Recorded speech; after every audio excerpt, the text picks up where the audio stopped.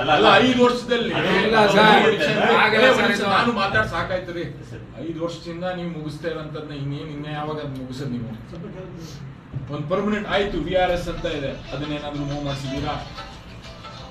ಇದನ್ನ ಇಶ್ಯೂಸ್ ಬರ್ತಾನೆ ಇರ್ತದೆ, ಎಲ್ಲರೂ ಸ್ಟ್ರೈಕ್ ಮಾಡಬೇಕು, ಇಶ್ಯೂ ಫ್ಯಾಕ್ಟ್ರಿನ ಆರಾಮಾಗಿ ನಡ್ಸ್ಕೊಂಡು ಹೋಗಬೇಕಾದ್ರೂ ನಿಮ್ಗೆ ಇಂಟ್ರೆಸ್ಟ್ ಇರ್ತದೆ.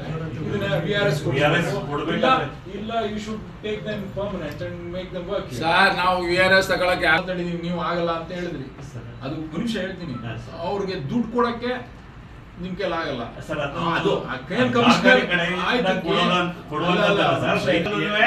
ರಿಲೀವ್ ಮಾಡಿರೋದ್ರ ಬಗ್ಗೆ ಆರ್ಡರ್ಸ್ ಇದಾವೆ.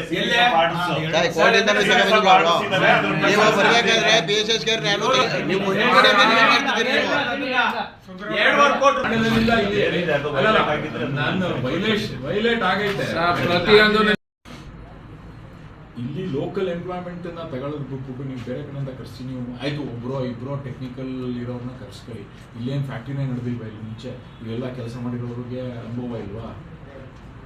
ನೀವು ಮ್ಯಾನೇಜ್ಮೆಂಟ್ ಮಾಡ್ಸೋಕ್ಕೆ ಇವ್ರು ಬಂದಿದ್ದಾರೆ, ನೀವು ಬಂದಿದ್ದೀರಿ, ಬನ್ನಿ ಮ್ಯಾನೇಜ್ ಮಾಡ್ಕೊಳ್ಳಿ. ಯಾಕೆಂದರೆ ನಿಮಗೆ ಬೇಕಾಗಿರೋಂಥವ್ರು ಕರ್ಸ್ಕೊತೀರಿ.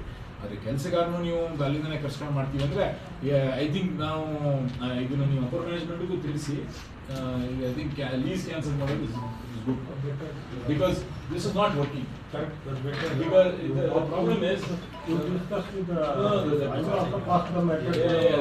is this is not.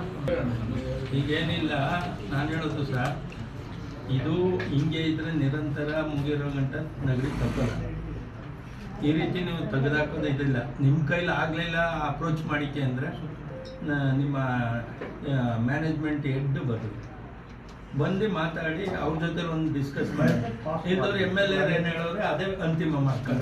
ಯಾಕೆಂದರೆ ಅದನ್ನು ಕೂತ್ಕೊಂಡು ಡಿಸ್ಕಸ್ ಮಾಡೋಕ್ಕೆ ನಿಮಗೆ ಇದಿಲ್ಲ ಅಂದರೆ ಮೊನ್ನೆ ತೀರೋಗಿದ್ದಾನೆ, ನಾವು ಬಂದು ದುಡ್ಡು ಕೇಳ್ಕೋಬೇಕು.